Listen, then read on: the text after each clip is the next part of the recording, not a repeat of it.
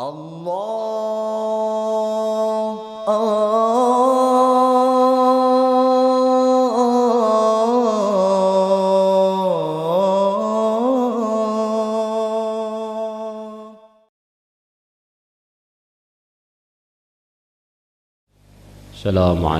warahmatullahi wabarakatuh.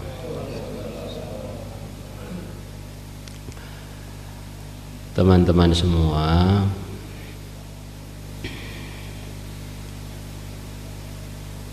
ada dua penyakit.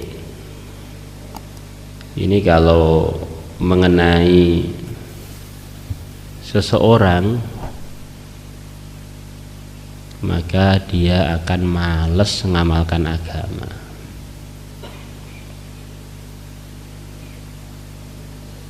Ini virus yang begitu mematikan semangat amal, mematikan semangat untuk berjuang, mematikan semangat untuk kebaikan. Dan virus ini mengenai banyak orang kalau tidak hati-hati, tanpa terasa dia telah kena virus ini. Nah, kita duduk di sini untuk mudzakarah, untuk latihan meluangkan waktu untuk agama, sekaligus kita ingin lihat diri kita ini sebetulnya kena penyakit ini apa tidak. Karena orang itu walaupun dalam kebaikan, dalam perjuangan, dalam pengorbanan, kalau terkena dua penyakit ini, pengorbanannya sia-sia, kebaikannya sia-sia. Capek-capek tapi nggak ada hasilnya.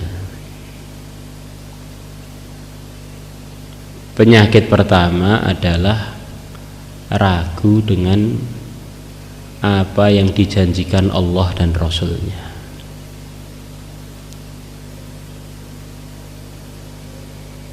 Ragu apa ya benar sholat itu mendatangkan keberkahan hidup, keberkahan rizki, kerukunan, pimpinan-pimpinan yang adil, satu hati, menjauhkan umat dari musibah kalau meramaikan masjid, sedekah tolak bala, menjadi perisai dari api neraka. Ini cerita-cerita ini sekedar lamunan apa memang nyata? Nah, kalau orang itu ragu, masya Allah, dia akan menjadi semerawut keputusan-keputusan hidupnya, karena taklim yang dia baca, 6 sifat yang dia mudzakarahkan itu disertai dengan keraguan. Apa yang ngono kuwi tenan to? Saya ini lama ngamalkan agama kok ya begini-begini aja, gak mundak sugih, duwe malah tambah entek. Gimana itu?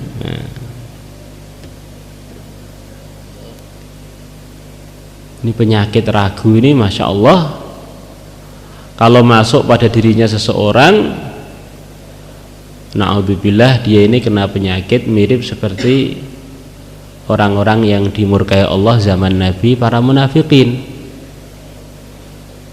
Jarang meninggalkan sholat jamaah, Nabi khurud juga ikut khurud. Bahkan Nabi korban pun banyak juga yang ikut korban, tapi nggak yakin. Ya, kalau Nabi Muhammad benar, saya untung. Kalau nggak benar, wah rugi, ini sudah banyak pengeluaran ini. Maka diceritakan zamannya Nabi Musa ada 2 umatnya wafat. Yang satu zahirnya ini banyak kesalahan, yang satu zahirnya banyak kebaikan. Maka Nabi Musa dapat firman, hai Musa, yang zahirnya banyak kesalahan kamu datangi jenazah dia, kamu sholati. Suruh memuliakan dan suruh merawat jenazahnya. Itu yang zahirnya sepertinya banyak amal, kamu nggak usah datang, nggak usah ikut-ikut nyolati jenazah dia. Maka Nabi Musa alaihissalatu wassalam kalimullah, hamba Allah yang dipilih oleh Allah untuk bisa bicara langsung dengan Allah. Wa kallamallahu Musa taklima. Terheran-heran, apa ini sebenarnya yang terjadi kepada dua orang ini? Allah kok memerintahkan saya begitu, itu mesti ada rahasia yang saya tidak tahu ini. Maka akhirnya beliau menemui keluarganya dua orang tadi. Menemui keluarga pertama, orang yang banyak salah, banyak melanggar juga. Sampai kaumnya Nabi Musa juga banyak yang terheran-heran, hei Nabi Allah, kalimullah, ini yang kelihatannya banyak salah malah kamu rawat, kamu perhatikan, yang banyak amal malah nggak kamu perhatikan, ini gimana ini? Ya itu perintah Allah begitu, saya taat pada perintah Allah. Maka dia datang pada yang keluarganya yang sepertinya banyak salah. Wahai istrinya orang yang zahirnya banyak salah, ceritakan kepada saya apa amalan suami kamu itu. Maka istrinya tadi bilang, amalan suami saya setiap malam kalau pulang mau tidur itu nangis gak karu-karuan. Dia bilang Nabi Musa itu benar, Nabi Musa itu jujur, bawa wahyu dari Allah, bawa agama dari Allah. Saya nggak ngikuti dia dengan baik, saya rugi, saya ini akan dapat murkanya Allah, kena siksanya Allah. Nangis setiap pulang itu begitu itu. Dia ini melanggar tapi imannya lurus. Sebagaimana kata para ulama, kalau ada kelemahan-kelemahan amal ini akan terkafaroti dengan lurusnya iman,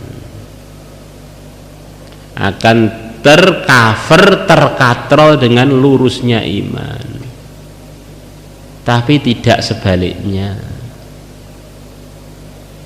Kemudian Nabi Musa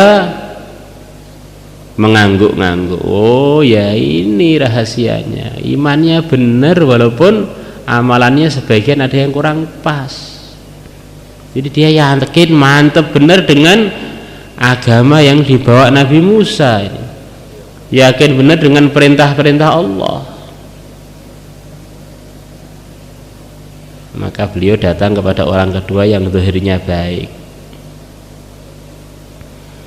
Tapi Nabi Musa nggak boleh ikut nyolati, nggak boleh ikut ngerawat, nggak boleh merhatikan. Maka dia tanya, wahai istrinya orang yang zahirnya baik, ceritakan kepada saya apa saja yang kamu tahu dari yang diperbuat suami kamu. Maka dia jawab kurang lebihnya, wahai Nabi Allah, suami saya ini tiap malam kalau ada di sisi saya ngomong-ngomong, wah kalau Nabi Musa itu benar ya saya untung ya, karena banyak korban untuk ngikuti dia. Tapi kalau enggak rugi besar saya, enggak dapat apa-apa, rugi tok. Nah, dia korban tapi ragu. Maka ya ini ternyata dia ini amal tapi ragu.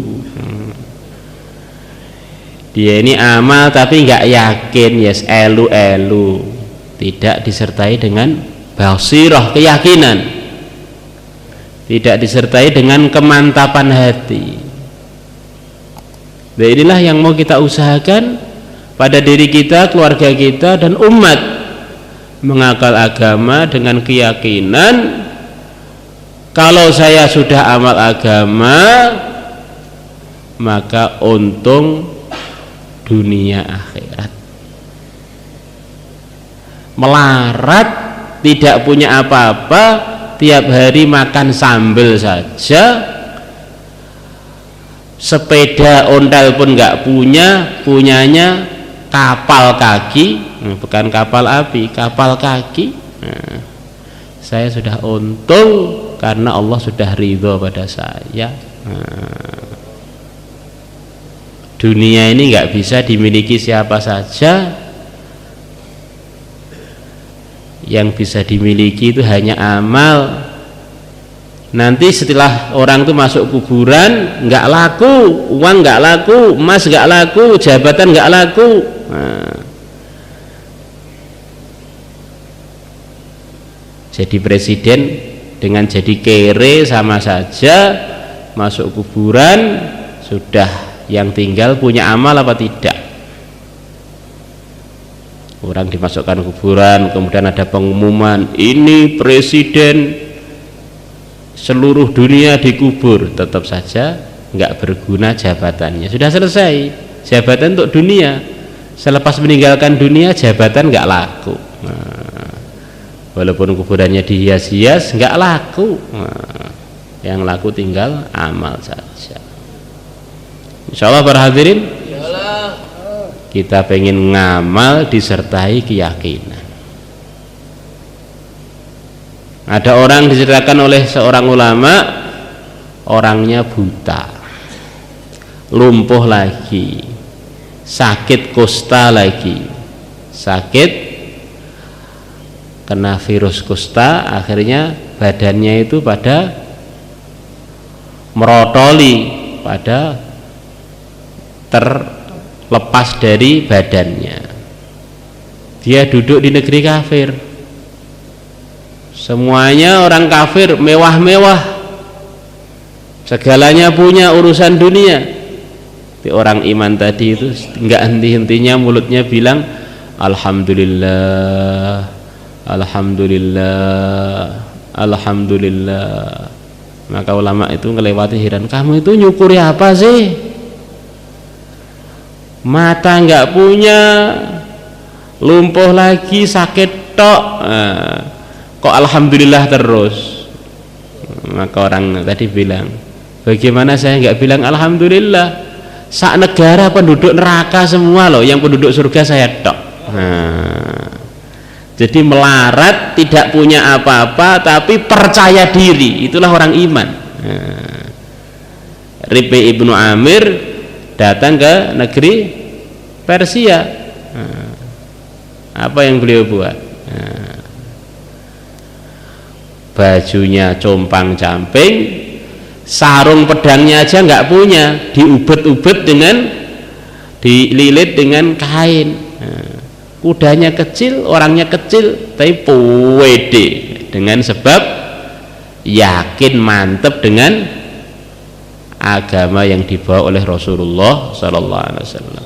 Melihat orang-orang Persia yang kursinya dari emas, permadani begitu hebat, dihampar di istananya, datang bukan untuk terkejut dan untuk takjub, datang untuk mengkasihani orang-orang kafir itu. Kasihan kalian, ikut saya. Kalian ikut saya. Tak tunjukkan keadilan Islam, tak tunjukkan kelonggaran sebab Islam, kesuksesan sebab Islam. Di baju compang-camping, dililit, tapi hati itu, perasaan itu longgar. Orang-orang kafir yang mewah-mewah itu hidup sempit, serba semrawut, kasihan, sebentar lagi mau jadi intip neraka. Insyaallah para hadirin, saya ini jadi orang Islam sudah marem. La ilaha illallah. Akhirnya orang itu kalau mantep dengan agamanya, siap untuk korban dengan keyakinan. ngamalkan agama itu dengan seneng riang, karena merasa dia ini beruntung kena ujian-ujian dengan sebab agama. Wah, ini sayangnya Allah pada saya ini.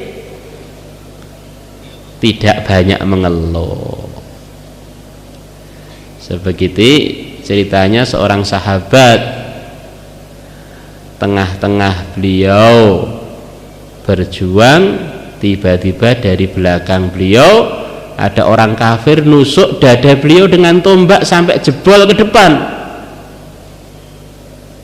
Orang itu ditusuk tombak kira-kira dengan tusuk jarum sakit mana berarti? Nah, jebol, dada itu jebol. Nah,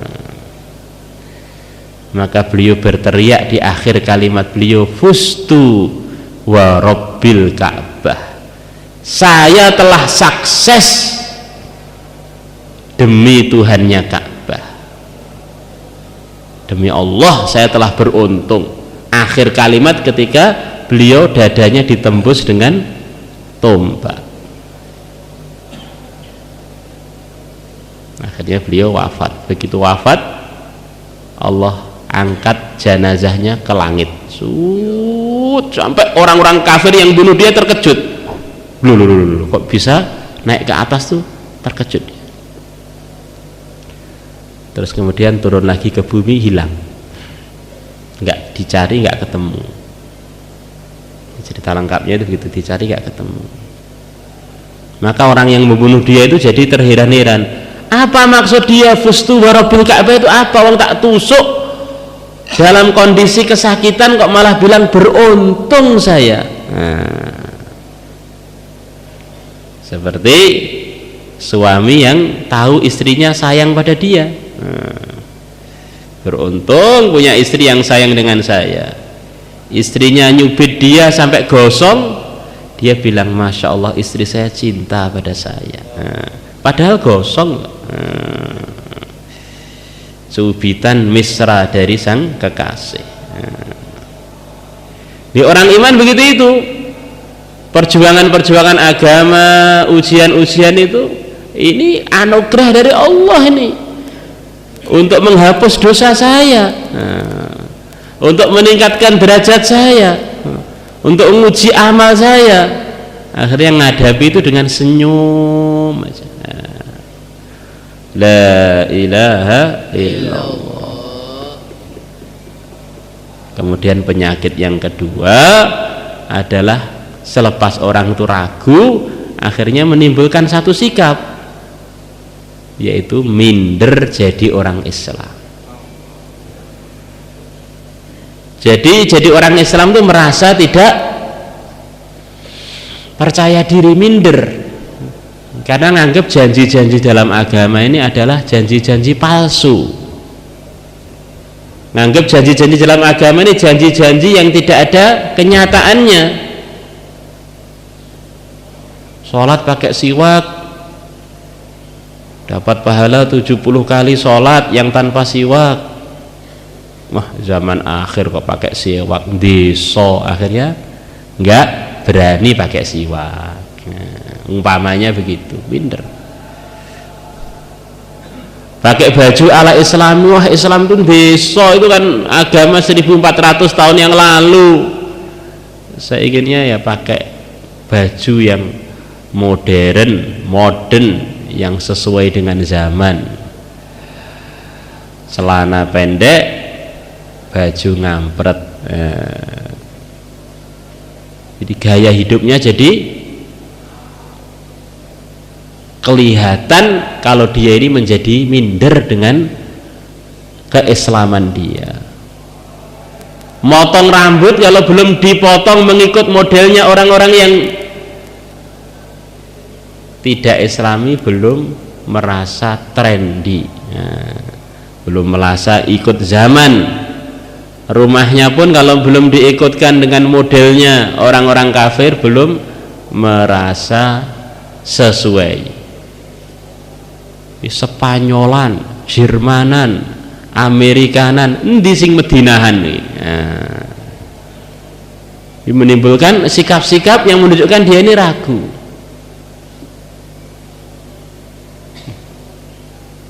pergi kemana-mana pakai baju yang islami itu malu.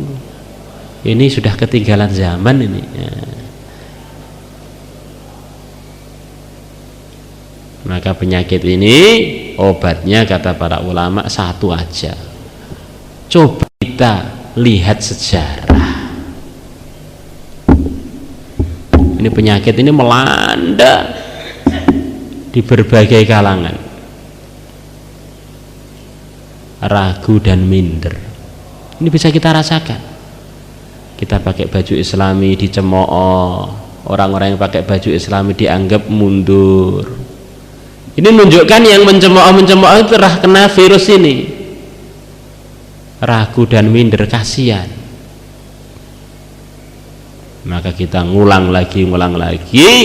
Sejarah membuktikan Islam mendatangkan kebahagiaan dan kesuksesan untuk umatnya, bukan mendatangkan kesengsaraan, bukan mendatangkan kehinaan, mendatangkan kemuliaan.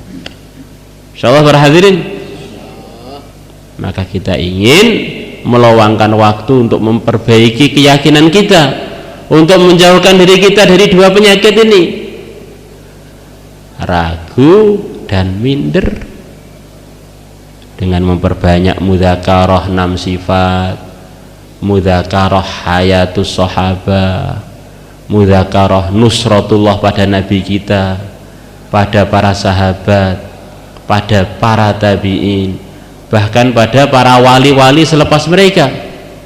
Bagaimana nusratullah pada wali Songo,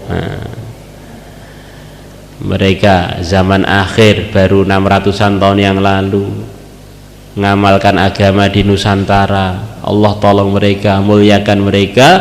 Nusantara yang dulu Hindu menjadi dapat hidayah, hidupnya menjadi ada panutannya, ada pedomannya, mengikuti arahan yang benar, arahan Islam. Insyaallah para hadirin, maka untuk itu semua, siapa yang siap meluangkan waktu 4 bulan 40 hari sisa masa, silahkan daftar pada Pak Zuhri dan timnya. Monggo insyaallah.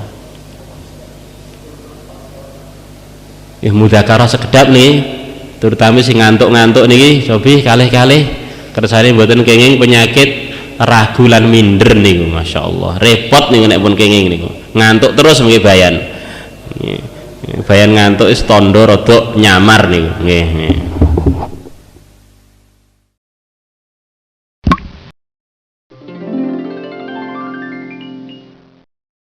Allah